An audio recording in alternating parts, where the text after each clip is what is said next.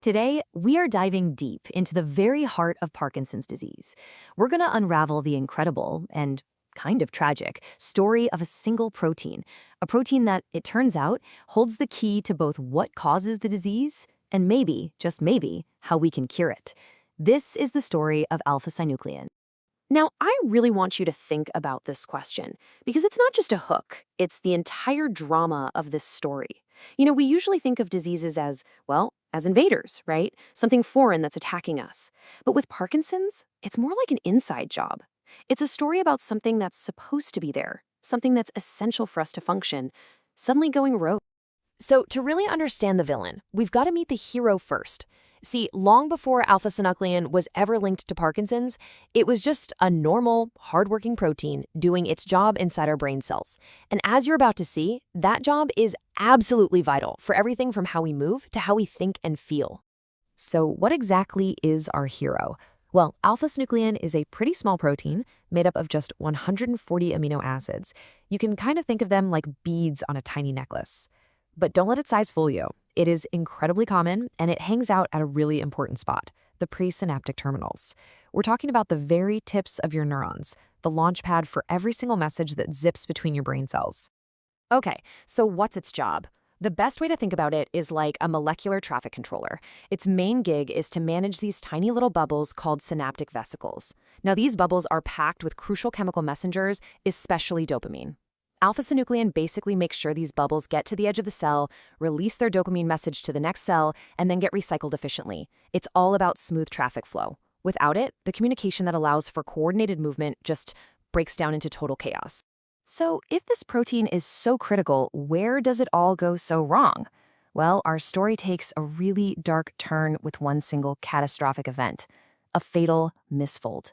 This is it. This is the moment our hero starts its transformation into the villain of the Parkinson story. And here's how that transformation happens. It all starts with a single healthy protein, the monomer. That's our hero. But for reasons we're still figuring out, it can change its shape. It misfolds. And this new shape, it's sticky. It's dangerous. It starts clumping together with other misfolded proteins to form these things called oligomers. And these small, toxic clusters are now thought to be the real troublemakers. These oligomers then link up into these long, tangled ropes called fibrils. And finally, all those fibrils get packed together into these dense, insoluble clumps that scientists first spotted under a microscope 100 years ago, the Lewy body. That is the calling card of Parkinson's disease. So what's the trigger? What pushes this hero protein over the edge? Well, while the exact spark is still being debated, researchers have found what they call a smoking gun. It's a chemical change called phosphorylation. Now, this is a totally normal thing that happens in cells all the time. A little phosphate group gets tacked onto a protein, kind of like a light switch, turning its function on or off. But with alpha-synuclein, it seems like this switch gets flipped and then stuck in a very, very bad position. And the evidence for this? Oh, it is just mind-blowing. Scientists looked at one specific spot on the protein, an amino acid called serine 129.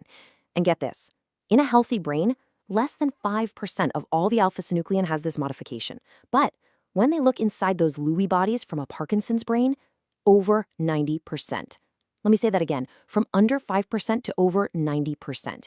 This is not a small tweak. It's a massive, overwhelming chemical signature that is tied directly to the disease. So once our hero has become this clumpy, phosphorylated villain, it doesn't just sit there. Oh no, it goes on the attack. It actively wages a war on the cell, crippling the neuron from the inside out and eventually leading to its death. First up, it goes after the cell's power plants, the mitochondria. Your neurons use a ton of energy, so they need their powerhouses running at peak performance. But these sticky clumps of alpha-synuclein just glom onto the mitochondria, messing up energy production and causing all sorts of oxidative stress. A really good way to think about it is like cellular rust, a slow, corrosive process that just eats away at the cell's internal machinery. And second, the protein's original job failure creates a whole new problem. Remember our traffic controller? Well, when it clumps up, it basically abandons its post. This means those little bubbles full of dopamine are just left hanging around, and they start to leak. Now, here's the crazy part. While dopamine is essential for sending signals between cells, it's actually super toxic when it's just floating around inside the cell. It's like a poison. And maybe the scariest part of all is that the problem spreads. Scientists have discovered that these toxic, misfolded clumps can actually get kicked out of a dying neuron and get absorbed by a healthy neighbor. Once they're inside, they act like a seed or a template, causing all the healthy, normal alpha-synuclein in that new cell to start misfolding too. It's a chain reaction. This prion-like spread helps explain how the disease can slowly but surely march its way through the brain over years. So let's just quickly sum up the two faces of this protein. In its normal, healthy state, it's soluble, it's dynamic, it has very low phosphorylation, and it leads to perfect communication between neurons. But in Parkinson's disease, it becomes this aggregated, insoluble mess with extremely high phosphorylation, and the outcome, well, it's neuronal dysfunction and death. That's the core conflict right there. Okay, so understanding this whole story is one thing, but for decades, the real challenge has been actually seeing it happen. This next part of our story is all about the detective work, the hunt for a way to track this villain, not in a lab dish, but inside living people. The hunt really kicked into high gear back in 1997. That's when a mutation in the gene for this protein was directly linked to a rare inherited form of Parkinson's. That was the first time we had a direct causal link.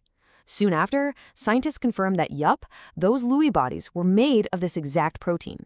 And that brings us to today and the huge breakthrough, being able to detect these misfolded proteins not after someone has died, but while they're still alive. The method they came up with is just so clever. It's called a seed amplification assay. Here's how it works. They take a tiny sample of a patient's spinal fluid. Then, in a test tube, they mix that fluid with a whole bunch of healthy, normal alpha-synuclein. Now, here's the genius part. If there is even a tiny amount of the misfolded villain in that patient's sample, it acts like a seed and starts a chain reaction, causing all the healthy protein in the tube to start clumping up. Then, they add a special dye that only glows when it sticks to these clumps, signaling that the villain was there. It's basically a trap. And how well does this trap work? While the early results were nothing short of sensational, the test was able to correctly identify people with Parkinson's from their spinal fluid with about 95% accuracy. For a disease that has always been diagnosed based on symptoms, usually after a lot of damage has already been done, this is an absolute game changer. It means we might finally have a definitive biological test for Parkinson's, maybe even before the major symptoms show up. So, we've met our hero, we've watched it turn into a villain, and now we know how scientists can track it down. This brings us to the final, and honestly, the most hopeful chapter of this story, fighting back. How do we take all of this knowledge and finally build treatments that attack the root cause of the disease? Well, there are three major strategies really taking shape. First, go after the smoking gun. Researchers are developing drugs called kinase inhibitors. Their job is to block the enzymes that add that toxic phosphate group, basically stopping the villain from ever getting its superpowers. Second, tag and clear. This is immunotherapy, where we create antibodies that are like heat-seeking missiles. They hunt down, tag, and help the body's own cleanup crew clear out the clumps. And third, use those amazing new diagnostic tests as an early warning system to find people at the very earliest stages when we can actually do something about it. At the end of the day, the goal for all of this work is crystal clear. It's to get in there early. By the time most people are diagnosed with Parkinson's today, they've already lost a huge number of their dopamine-producing neurons. That damage is irreversible. But if we can identify this villain and target it before all that damage is done, we have a real shot at finally slowing or maybe even stopping the progression of this disease. So, we end right back where we started, but with a completely new perspective. The story of alpha-synuclein has totally changed how we see Parkinson's, from a complete mystery to a biological problem that we can actually solve. The villain has been identified, we understand its methods, and the tools to fight back are finally being built. The question isn't what's causing this anymore. The question now is, how fast can we finally rewrite the ending to this story?